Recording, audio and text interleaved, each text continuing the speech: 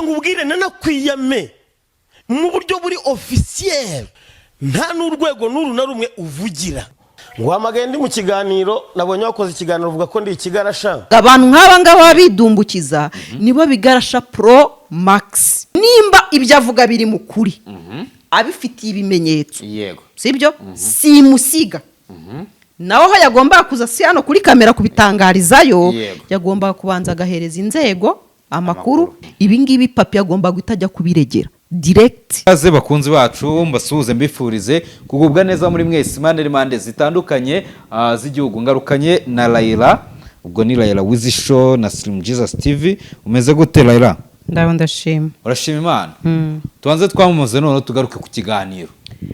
Katwibutsa abantu ko tubafite product zibafasha kugabanya umubyibuho ukabije, zibafasha kongera appetite ndetse no gukemura ibibazo by'uruhu.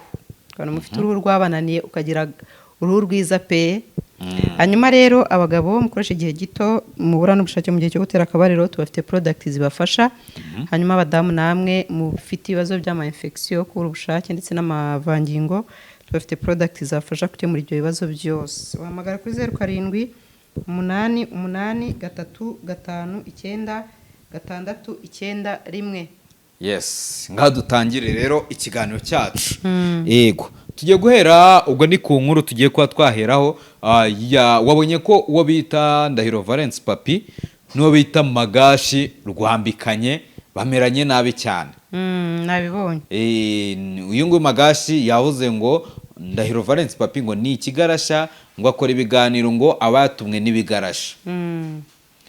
N'undi bita Papi nawe azari guteje ati rwose ndagira ngo nishinganishe kuko umbonye wanyica. Buriya rero Papi yakoze ibitari byo. Yabikoze mu buryo butari byo. Hari icyo bita false accusation, ushinja umuntu ibinyoma. Donc iyo mvuze gushinja umuntu cyangwa noze Magashi banzu nyumve, iyo bavuze false accusation cyangwa se gushinja umuntu ibinyoma, yego ni ukuvuga ngo washinja umuntu ikintu udafitiye fact. Sibyo? Nimba uyu yise Papi ikigarasha, nta message afite bandikirana ikigarasha kimwe mu byazi, nta butumwa bundi yigiza bahana cyangwa se nta buryo bwa payoma mu buryo bwo kwishyurana azi vuga ngo yenda hari kigarasha nzi mbihagazeho cyishyuye Papi n'ibimenyetso ngibi, ibyo babyita false accusation, ushinja umuntu ibinyoma. Kandi ushinja umuntu ibinyoma uri muramwangisha rubanda. Ibi rero Papi yakoze ntabwo ari Papi wabikoze ni Magashi. Ntabwo uri muranyumva nyine ibyo ndi kuvuga. Ibi Papi yavuze byo kwishinganisha yakoze, byo kwishinganisha yabikoze mu buryo butari bwo. Yari kubigenza ate? Yari kujya kumurega kuri ribu cyane. Yari kujya muri ribu akavuga ati jewe hari umuntu hano uri kumpohotera, uri kunshinja ibinyoma, uri gusakaza ibihuha, amwangisha abantu. Nagende mu kiganiro yakoze nagaragaze message urumva. Kuko je sinumva hano ahubwo abantu nk'aba ngaba ni nabo batuma ibigarasha ari naha bihera urumva, biza kuvuga ubusa. Yego. Ugasanga abantu nk'aba ngaba bakunda utuntu twose, ikintu cyose kibaye bese bagurukana umuntu ngo ikigarasha niki. Urashinja umuntu ikigarasha ushingiye kuki? Urashinja umuntu ku kigarasha ufite ibihe bimenyetso? Nimba ubifite, yego, Edaeri nta nubwo ukwiye no kubizana hano bishyikiriza inzego zishinzwe. Ukwiye no gukora ikiganiro uvuga ngo ni ikigarasha, kuko ikiganiro ugaragaza ibimenyetso. Yes, ugaragaza ibimenyetso. Rero ibimenyetso yishyuwa hana niko bimeze. Ikintu cyose kibaye, yego, umuntu akaviriya ntacyo ashinzwe urumva. Nubwo tuzi yuko umuturage wese ari ijisho rya rubanda rya mugenzi we, ashinzwe gutanga amakuru. Yego. Ariko amakuru uyatangira hehe, ryari uyahaye nde? Ese ayo makuru wa mugani kuje guhita uyahereza bya bigarasha urimo wamagana nibyo uregera? Ayo makuru wabanje kuyashyira bayakwiriye. Ubwo Magashi yabaregera. None ugasanga abantu nk'aba ngaba bidumbukiza nibo bigarasha Pro Max. Nibo usanga bakorana. Reka ngo no mvugo. Nibo usanga wa mugani bafite ahantu bahurira nabyo mu buryo buhambaye cyane, ariko ugasanga bahora bitanganyika, bishyira imbere, bitanganyisa bagize gute kugira ngo bajijishe.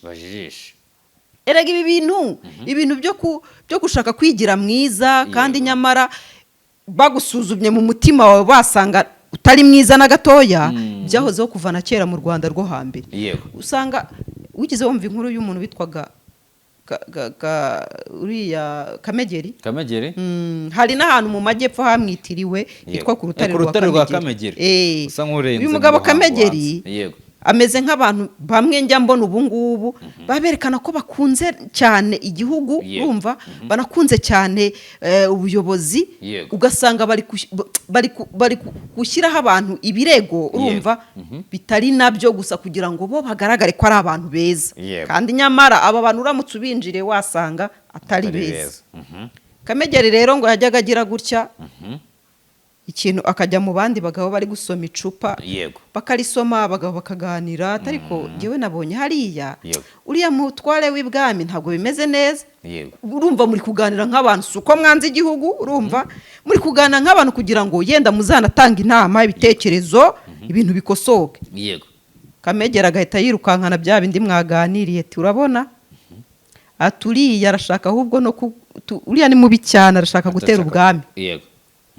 Kamegera abatanga amakuru y'ibiho n'ibitabaho, abeshyira n'abantu, akaza agahimbira umuntu turiya namwumvishe rwose ari mu nama irimo icura imigambi mibisha yifatanya n'abanzi. Kamegere rero reka umunsi umwe azagwe ku mugabo wa wundi wari nka Morodekayi, Hamani yashatse kubambisha bari ujya ku giti. Reka rero Kamegera ajya ibwami abwira umwami tuzi n'ibindi, aturiya numvishe neza ari kugambanira ubwami. Umwami ati nibyo, ati nabyiyumviye, umwami tufite ibimenyetso. Ibwami mujye mudufasha abantu nk'aba, mujye mubasaba ibimenyetso by'ibyo bavuga, niko bimeze. ubwo mba ncicirije hagati kugira ngo aka kantu nkashyiremo. Umuntu najya aza agashinja undi ubugarasha, mujye mumwegera mumuhamagaze, washingiye kuki uyu muntu mwita ikigarasha, muduha ibimenyetso, duha amakuru, wasanga twe ntayo dufite. Kuko sinumva ukuntu we muturage rubanda rugufi wabonyemo umuntu bugarasha, urumva inzego zibishika. Dufite inzego mu Rwanda bro, nubwo waba uri mu nkuta wihishemwe imbere muri sima, baragukotereyeho bagashyiraho na ferabeto, cyo wavugiramo bakimenya. Ukaba wari umenya ibyo bintu mbere y'izo nzego zibaye maso muri ubwo buryo, ukaba wari umenya ibintu ukabona bivumbura, ukaza no kubitangaza ku itangazamakuru, cyangwa ahubwo muba mugira ngo mutungire ibyo bigarasha muziranye nabyo. Abamambure bandi bakwegera kugira ngo babarekirite, babarekirite, muba muri kuvuga ati nyamara n'abariya urebeyo uriya ashobora kuba yakwemera. Uretse iki nicyo bisobanura, nimba ayo makuru utahise uyajyana aho abarizwa, ukayazana ku mbuga nkoranyambaga, izo mbuga nkoranyambaga n'ibyo bigarasha bihuriraho, ubizi neza ko ibyo bigarasha ahubwo biba bikeneye abo birekirita, bisobanura ko jye mu mbone yanjye mbibona ko uba urimo ubatungira urutoki nti na hariya, nyamara uriya yaba nawe umusangira ngendo. Nicyo bisobanura. Nari kukubwira inkuru ya Kamegeri rero. Kamegeri ubwo atangira kujya agenda aconganisha abantu. Umunsi umwe rero ayobera ku mugabo Imana yasize amavuta, ajya ibwami. Agiye ibwami gutanga amazimwe, umwami tufite ibimenyetso. Ubona ndi kuvuga ati inzego zijye zidufasha, umuntu najya atanga amakuru nk'aya ngaya nta wamenya, kuko birashoboka ko bari ukuri. Sindi kurwanya ibintu hano jewe, ndi hagati na hagati. Birashoboka ko ibyo bavuga ari ukuri cyangwa atari n'ukuri. Niyo mpamvu ndi kwisabira inzego zijye zita zihamagaza n'uyu muntu zimubwete duha amakuru neza. Wasanga twebwe aka kantu karadusobwe, urumva amakuru twari tutarayamenya, duha amakuru tubwire nuko wabimenye. Ese wamenye gute ko uyu muntu ari ikigarasha? Iyo link kuko nawe kugira ngo ujye kubimenya haraho buhuriye nabyo, niko bimeze. Nuko rero abagiye ibwami, ajya mu matwi y'umwami ati rero uriya mugabo ati bimeze n'aba, ati kumubagambanyi, ni umwanzi w'igihugu, ati buriya nifatanyije n'abanzi. Ati nibyo. Umwami ati atufite ibimenyetso. Ati ndabifite rwose, ahubwo ariko nabyibagiriye mu rugo. Ati reka njye kuzana abatanga buhamya. Ariko mbere yo kuzana abatanga buhamya mbanze nkubaze, wowe uri umwami, uyu muntu ukora ibisa bitya, ushaka kugambanira umwami mukunda cyane kandi nawe urimo, wamukorera iki? Umuntu ushaka kugambanira igihugu, ubwo ashaka kugambanira igihugu n'ubwami, wamukorera iki? Kamegeri tuzi ikintu namukorera, ati nacanira urutare, ati rugahinduka umutuku, ati narangiza nkamuterekaho, nicyo kintu namukorera. Undi ariko se nturi umupatrioti cyane ntukunda igihugu, ati mubi imbere cyane rwose, ati nkunda igihugu, ati undebye rwose usanga nta muntu wampiga. Ati none se nimba ukunda igihugu, amategeko se agenga igihugu urayazi? Ati ndayazi rwose.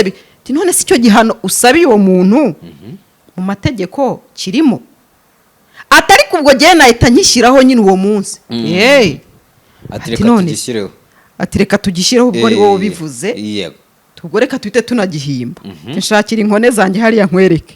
Bababwiye inkone ni babandi b'ibwami. Ati nzanira inkone, babazanye inkone. Ati nimureba rura rutare? Ati turarureba. Ati mugende mu ruca, ati ntirutukure gusa, runatangira no kwiyasa. Nibyo biri bunyereke yuko rwashyushye. Inkone ati ibyo nabyo, ati inkwi sizo tubazwa.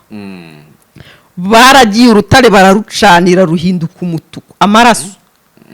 Barangije ati Kamegeri ati ngwe ategera hino, atongera usubiremo. Ati koko urabyemeje neza yuko umuntu wakoze ibisa nka biriya wambwiye wamushyira kuri urutare rusa? Ati pe, atahubwo mwantindiye mu munshirireho. Umwami ati harya uru rutare barushyizeho umuntu yapfate? Ati atashobora gupfa yagaragurika cyangwa ahita apfa ako kanya. Ati harya se ugira umubiri? Ati ndawufite pe. Harya wambwiye ko uwo muntu muhuriye kuki? Ati uriya muntu yari inshuti yanjye ariko nitandukanya nawe, ati kubera yuko naje gusanga ari umuntu mubi cyane yanga igihugu. Umwami ati umva rero, mwitegereje neza nkabona umuntu mwigize kuba inshuti umusaba igihano gisa nk'iki, nanjye nta rukundo mfitiye. Hanyuma rero iki gihano kuva ari wowe wagisabye, iki gihano nticyari gisanzwe kiriho, reka ubanze ugisogongereho, nitumana kumenya ibibaye tuzajya tugihanisha n'abandi. Baterura Kamegeri bashyiraho ngaho kuri rwa rutare, abaraturitse. Abantu bameze batyo rero, buriya uzatinya umuntu urumva ubona ko yakunze ikintu cyane, sibyo, ku buryo yumva yuko n'ikitari mu by'itegeko rimwemerera yagikora. Umuntu araje kuri kamera ati uriya muntu ni ikigarasha. Ati ni ikigarasha. Kanabyemeza. Bitewe n'ibiganiro ngo akora. Ntunashyize muri analize. Ibiganiro akora ngo abikora FDLR. None se ko Magashi yavuze ngo tuzi ko Ndahiro Valence Papi akorera ikinyamakuru cyitwa BTN. Na BTN yavuze ngo abanyamakuru bose ba BTN, ngo ikinyamakuru BTN. None se mu Rwanda ko dufite abayobozi, dufite n'inzego, inzego zemerera ibinyamakuru bidasobanutse gukorera mu gihugu? Oya. Na RMC ntago ibyemera y'u Rwanda. Na RMC ntibyemera. None uyu Magashi udafite icyo ashinzwe, yarebye abona ko niwe wahise abona ibyo bintu kuruta ababishinzwe. Ku nkuru ya DC Clement, byarivuye ku nkuru ya DC Clement, arimo aravuga ngo kiriya kigo cya DC Clement n'ibindi nk'ibyo. Arangije rero abishinja kuri cya kiganiro Ndahiro Papi yakoze, yagikwanye na DC Clement mbere ko bamufunga, avuga ngo ubundi ni gute wowe bari kukwereka ibipapuro ukabona ko umuntu uri gukoresha ari mu makosa, kubera iki wagiye gukora cya kiganiro? None se ntiya balance inzi nkuru? Uyu Ndahiro Valence Papi mu nkuru yigize avuga ko barenganyije Clement, yarabivuze. None se abaye ikigarashate mu nkuru yanagaragaje yuko Clement icyangombwa yasabye atari cyo yakoresheje. Sibwo ari ikibazo yamubaje, amazi ati kuri umuntu wize wo nk'umuntu usobanutse kandi nzi ko usobanukiwe amategeko, kuki wakoze bino bintu? Yego. None ahindutse ikigarasha kuko akoze inkuru nyine nk'umunyamakuru uri mu kazi ke. Abantu nk'aba ngaba rero baza bagahita basamira hejuru abantu bose, ikibaye cyose bagahita gusamira hejuru ngo baye ikigarasha, nibo bahereza urwaho ibigarasha, ahubwo bikaza bivuga ko mu Rwanda nta bwisanzure buhari. Urumva n'abantu nk'aba ngaba nicyo babasobanura, ahubwo wowe ni wowe uri gutanga amakuru yaha ibigarasha, uri kubaha topic bavugaho. Yego. Uraza gufata, hari ubuyobozi bwagutumye ngo uze kuvuga ibi bintu, hari ubuyobozi bwakubwiye ngo uze kubuvugira, ububera umuvugizi, ubabwiye ko batagomba gukora iriya nkuru. Yakoreshejwe n'ibigarasha ubwo si byemeje kuko naba ngiye kuba nkawe, ariko ndakeka, sibyo?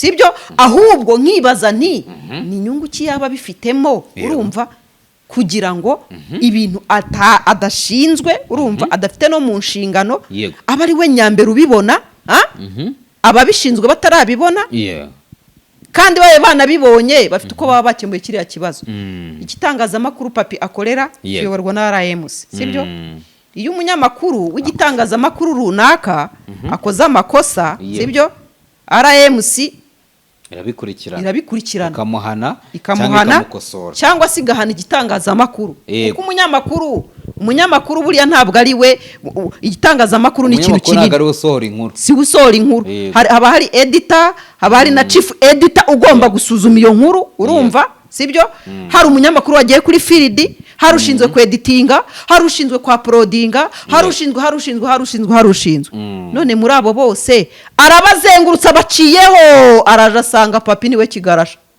ese abo bandi ntabwo ibyo bintu papi yataye kuri tele ntabwo babibonye ese bakutatabavuze ahubwo navuge ko afitanye ikibazo na papi personally ye gushingira kuri ibyo bintu agamije kubambisha umuntu kuko aramutse abona ko iriya nkuru ari ifite ikibazo ubwo yashyira muri rusange abo bose ba chief editor ba editor aba prodinze abo bose akabavuga sibyo ubwo na RMC akayivugamo kuko nayo ibyo bintu iba yabibonye ntigire icyo ibivugaho n'izindi nzego nazo akazivugaho erega reka nkubwire iyo uje kwigira umuntu uzi kureba cyane ibintu urumva kurusha ababishinzwe biba bisobanura ko nabo babishinzwe uri kubashyiraho amakosa y'ibyo byabaye icyo bivuga none bisobanura iki icyo bivuga ni ukuvuga ngo nimba ngewe Rayira shinzwe kurera uyu mwana sibyo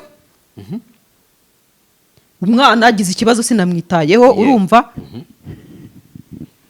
ndaje ntunze urutoki sinamwitaye ariko yenda ni umukozi w'umurera ariko na nyina ari hafi aho sibyo iyo uje ukantunga urutoki ukavuga ngo ariko uyu mwana arerwa nabi bisobanura ko na nyina abijemo icyo bivuga ntabwo utunze umukozi gusa urutoki na nyina umutunze urutoki ni ukuvuga ngo uyu Magashi ibyo yakoze nta makuru abifiteho birasobanura ngo n'abashinzwe kugenzura ibyo nabo yabashyizemo ko bafatanyije n'uwo kuba ntacyo babikozeho ariko mwagiye mureka kwigira abantu b'intyoza cyane kuruta dufite inzego hano bro dufite abasore ba muzehe hano bakora ntibajya baryama ntimukabone ugenda ukaryama ugasinzira ukarya ukanywa hari abantu bataryama tudafite n'ikintu aba bantu twabishyura sibyo ariko ukabona umutekano wa mugani n'amahoro yahaze ugahita uza kwigira umunyabwenge kubarusha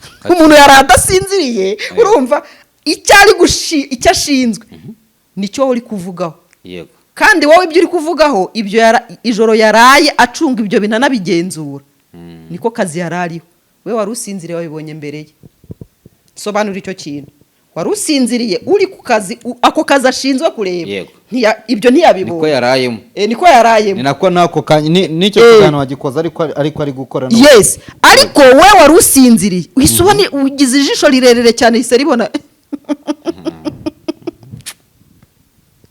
bamwita Magashi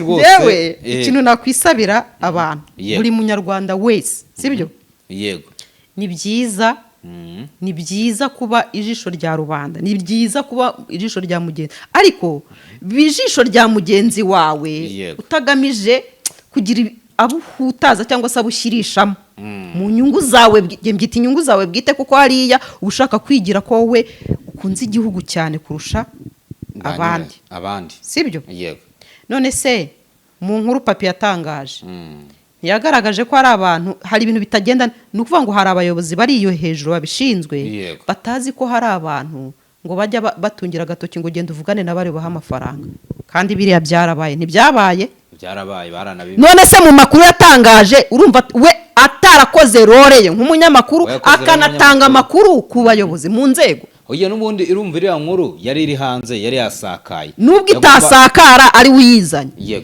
mu bintu atangaje apfa kuba nta kinyoma ashyizemo kandi ikindi ni abaturage bari hafi abaturage bakuri tere babana nabyo bitangarije ayo makuru papi yigize araza aritereka ashinga kamera avuga ngo ntangaje ibi n'ibi cyangwa yagiye kuri tere atwereka na surusa y'ibyo bintu byavuye yagiye kuri tere none se kubera iki muba mushaka kubambisha abantu koko kubera iki? ubwo Magashi si yaba ari umugome ahubwo arashaka kubambisha papi.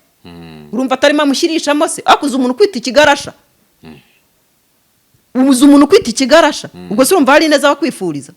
nubwo n'ubugome kuba umuntu kwita ikigarasha ni nko kukubwira ngo wowe ntabwo umugambi wawe ari umwe n'abanyagihugu bakunda igihugu. Ati nta kintu maze nuko ngo uba nta kintu maze yaba mu kazi ukora yaba naho utuye. Nko kuvuga ngo ahubwo wowe uri umwanzi w'igihugu.